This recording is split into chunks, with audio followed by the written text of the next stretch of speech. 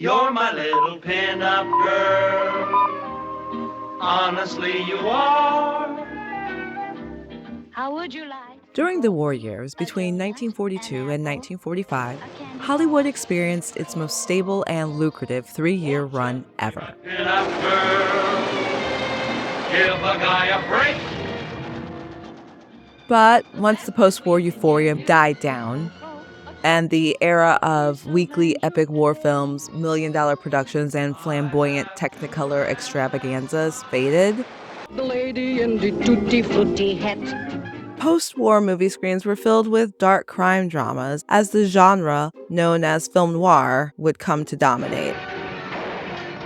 The post-war period also gave rise to a cycle of films focused on the contemporary social issues of the day. Yes, it's true. I'm colored. My grandmother's Mrs. Dicey Johnson. Mrs. Dicey Johnson, I ought to slap them both. The so-called social consciousness cycle. Confessions of a booze addict. The long book of an alcoholic. Oh, come on, that breakdown, will you? Films from this period were diverse and often presented as melodramas, romances, crime thrillers, or a combination of these genres. These films all tackled the big issues of the day: segregation, prejudice, the psychological and physical damage suffered by returning vets, political corruption and abuse of power, and America's growing mental health crisis. Of all the films in this cycle, perhaps the hardest hitting and most sensational was 20th Century Fox's No Way Out.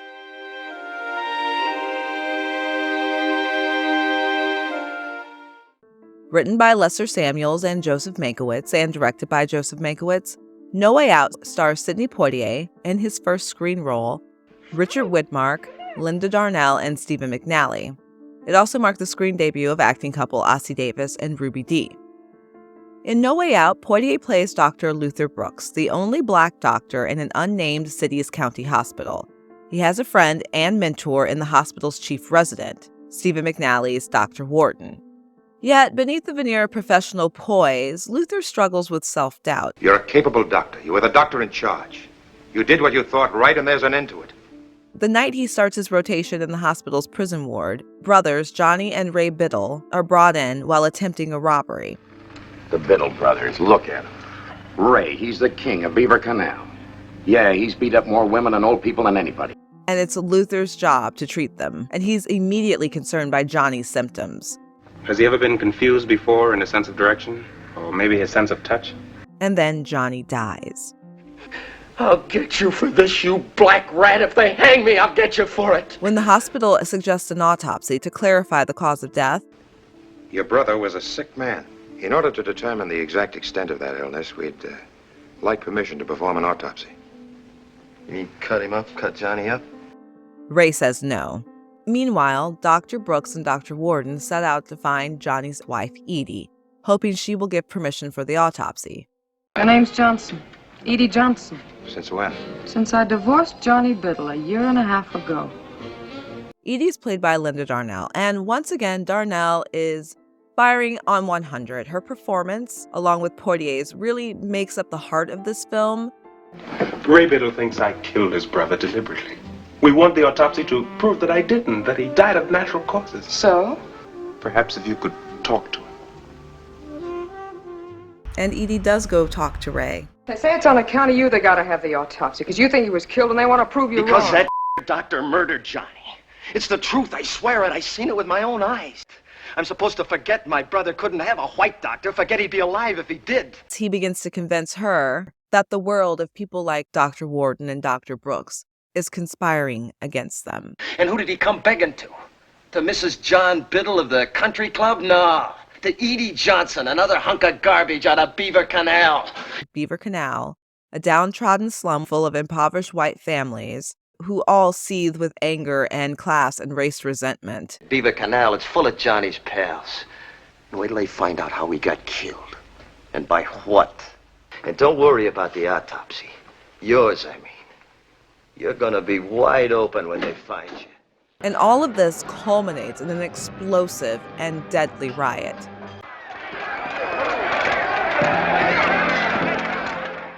No Way Out was a very on-brand late 1940s Fox film. After the war, the studio began to regularly produce prestige, boundary-pushing social dramas. Both Mankiewicz and studio head Darryl Zanuck were committed to taking a progressive viewpoint when presenting tough social issues on film. Message movies had been very popular in the early 1930s in the midst of the economic hardships of the Great Depression. During this period, Zanuck, as head of production for Warner Brothers, had spearheaded a series of ripped-from-the-headlines-type films that emphasized realism and centered on stories of working-class Americans.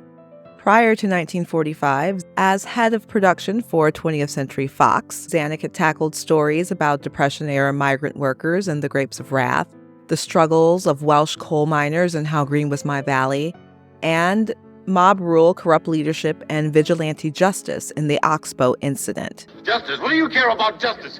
You don't even care whether you've got the right men or not. Zanuck also had a nose for good stories. He knew controversial subjects often guaranteed big box office. He'd seen it with 1947's Gentleman's Agreement, Fox's Academy Award-winning picture, directed by Elia Kazan, that follows a journalist, played by Gregory Peck, who decides to expose anti-Semitism by posing as a Jewish man. Gentleman's Agreement explored deep-seated prejudices, and it offered a thought-provoking critique of anti-Semitism in post-World War II America. There'd also been 1948's The Snake Pit, directed by Anatole Litvak, about the harrowing journey of a woman, played by Olivia de Havilland, as she grapples with mental illness and undergoes treatment in a mental institution. The film provided the stark portrayal of the challenges and stigma associated with mental health. And then there's 1949's Pinky. And we have to talk about Pinky in relation to No Way Out, because Pinky stands as a companion piece, but also in stark contrast to No Way Out.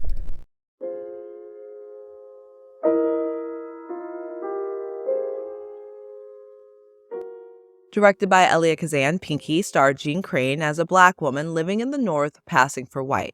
She works as a nurse and has a white fiancé. Because of emotional turmoil and uncertainty, as well as a love affair based on lies, she returns to her southern home and her grandmother, Dicey, played by Ethel Waters. No fretting, honey, because you're home safe and sound.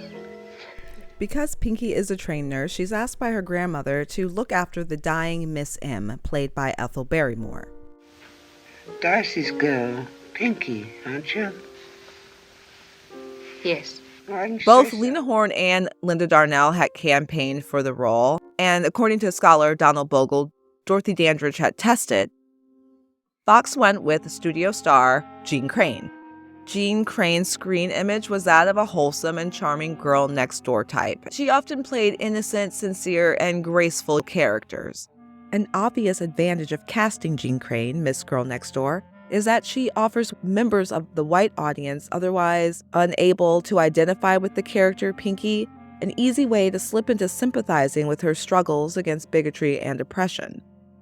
Excuse me, ma'am, you must be a stranger around here. We can't let no white girl walk by herself through this here section. I live in this section. You what? I said I live here. Now just let me alone. When has it been your policy to wait on niggers before white folks? I tell you, get in that car. You mean I'm under arrest? What do you think? On what charges are you holding? You heard what I said. Get in that car. Kazan said of her, Jean Crane was a sweet girl, but she was like a Sunday school teacher. I did my best with her, but she didn't have any fire. The only good thing about her was that it went so far in the direction of no temperament that you felt Pinky was floating through all of her experiences without reacting to them, which is what passing is. Now, the reality was the casting of any black actress, no matter how white passing she appeared on screen, would have violated the production code's anti-miscegenation clause, which explicitly forbade any mixed-race romance on screen. But you can cast a white actress as a black character to have a mixed-race romance. Donald Bogle noted Jean Crane as Pinky made for a far more successful movie, but a far less honest one, too. When Miss M dies, she leaves Pinky her estate. I don't know how the folks around here are going to take this. Oh, frankly, I don't want to get mixed up in all this. There's too much feeling. I couldn't possibly get you a job now.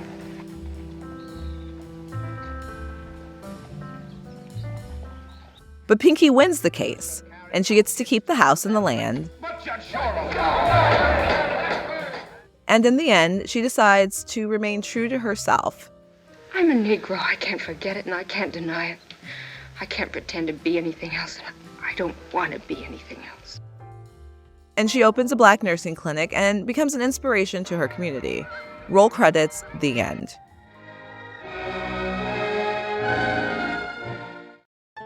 In the book Pinky is based on, Quality by Sid Sumner, Pinky wins the case, but there's no happy ending. The KKK burns the house down, and it's a much more realistic finale. But it can't be denied that Pinky was groundbreaking. Pinky was also one of the biggest films of the year, and all three actresses, Jean Crane and the two Ethels, received Academy Award nominations. But contemporary viewers highlighted some very obvious problems. Alice Key, a black critic writing in the Los Angeles Tribune, while praising the film for its production values and its acting, overall found the film completely unrealistic. She said, "In my opinion, the story material is as bad as the production is good. It would certainly cast a reflection, though perhaps an undeserved one, upon the producers to contend that their motivation was what the picture clearly undertakes to do, to show the Negro that he must stay in his place. If, however, they had no such vicious intent, they are at least guilty of bad judgment, an appalling lack of knowledge of their subject matter, and an amazing ignorance of human nature." Bosley Crowther, in his review, said, "Pinky, in its observation of Negroes as well as whites, is largely limited to types that are nowadays far from average. The old mammy sentiment is extolled, and a passion for paternalism is very obvious at the picture's core. No genuinely constructive thinking of relations between blacks and whites is offered."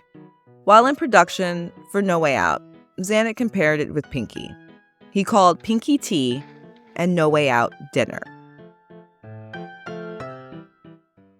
Although Kazan had been behind the camera on both Pinky and Gentleman's Agreement, No Way Out went to Joseph Mankiewicz. Although he'd been behind such hits as The Ghost and Mrs. Muir, Dragonwyck, A Letter to Three Wives, Mankiewicz still harbored some low-key professional jealousy where Elia Kazan was concerned.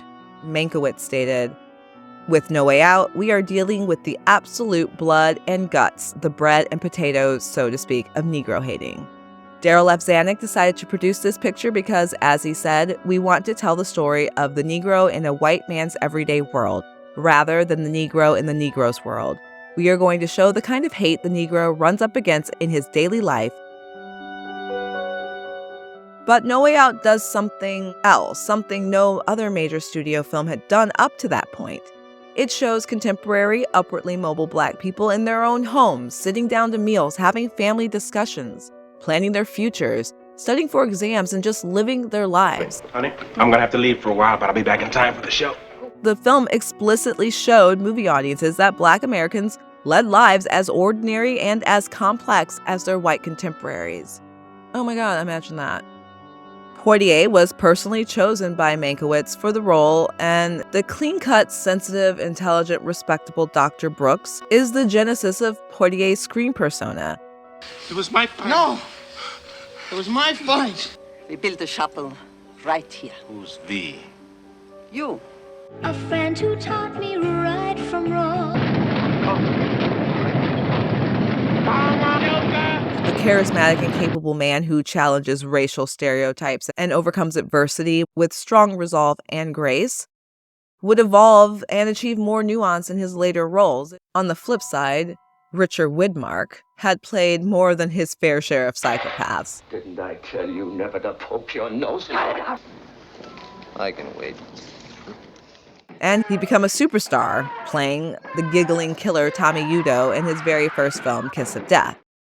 But No Way Out's Ray Biddle was the worst of the worst. Widmark said of the character, "I'd played bad guys before, but this was the biggest low-life creep I'd ever seen." Widmark is right. He is the biggest low-life creep. There's absolutely nothing subtle about Ray's racism. Little black Sambo, like when I was a kid. It's aggressive, it's unrelenting, it's obscene. Widmark was, in fact, so appalled at the language that he would apologize to Poitier after their scenes. In contrast to Ray, there's Linda Darnell's Edie. Edie is the character that shows the audience that individuals can break the cycle of hate and find redemption. The point is, you got out. 5 blocks away. 5 million blocks, what's the difference? You hate Beaver Canal. You hate what it stands for. When she learns that Ray is going to kill Dr. Brooks, She intervenes. There is no love lost between Edie and Ray. She wants him dead. He's not even human, he's a mad dog. You kill mad dogs, don't you? And here, Edie and Luther differ on how to deal with people like Ray. Don't you think I'd like to put the rest of these bullets through his head? Then go ahead. I can't. Why not? Because I've got to live too. But unlike Pinky, No Way Out does not give the audience a cathartic, happy ending.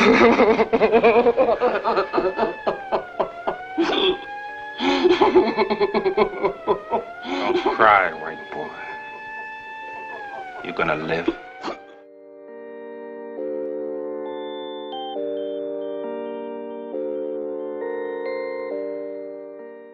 Upon its release, the Catholic Legion of Decency attempted to pressure cities to ban the film. While studio executives expected resistance in southern states, Zanuck was surprised Chicago made a move to ban the movie, requesting scenes showing armed groups with chains and broken bottles be removed, citing concerns about potential racial unrest. Walter White, head of the NAACP, opposed all the bans and praised the film for its candid depiction of race prejudice. And after some scenes were removed, Chicago's mayor did allow the film to be screened. In right-wing circles, the film was labeled as All Together Now, communist propaganda.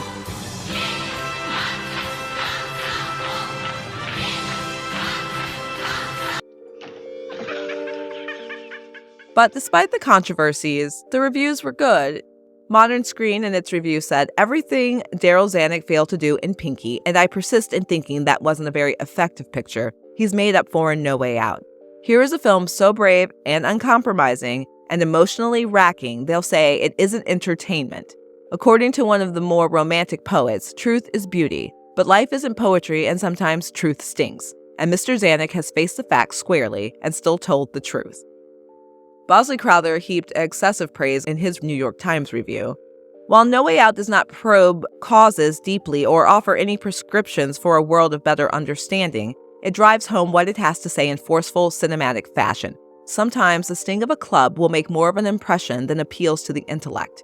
No Way Out makes no attempt to mask the ugliness and the ignorance of a manifestation of bigotry, which has long festered in our society, and is at odds with the fundamentals of our political and religious philosophies.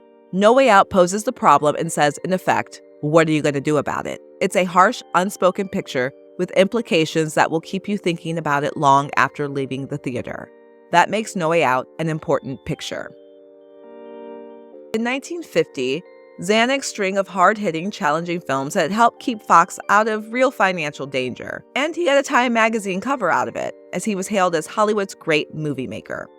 As the 1950s settled into a decade of conformity, anxiety, and Cold War paranoia, duck and cover under the table.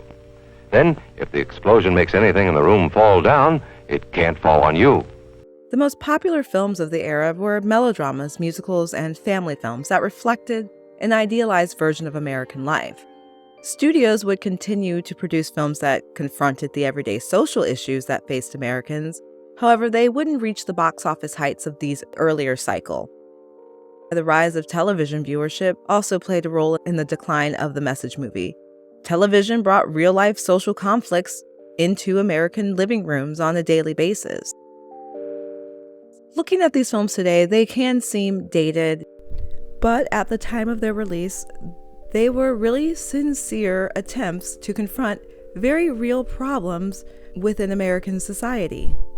70 plus years on, No Way Out still hits harder than anything else coming out of the era of the studio system. There are 8 million stories in the cinema cities. This has been one.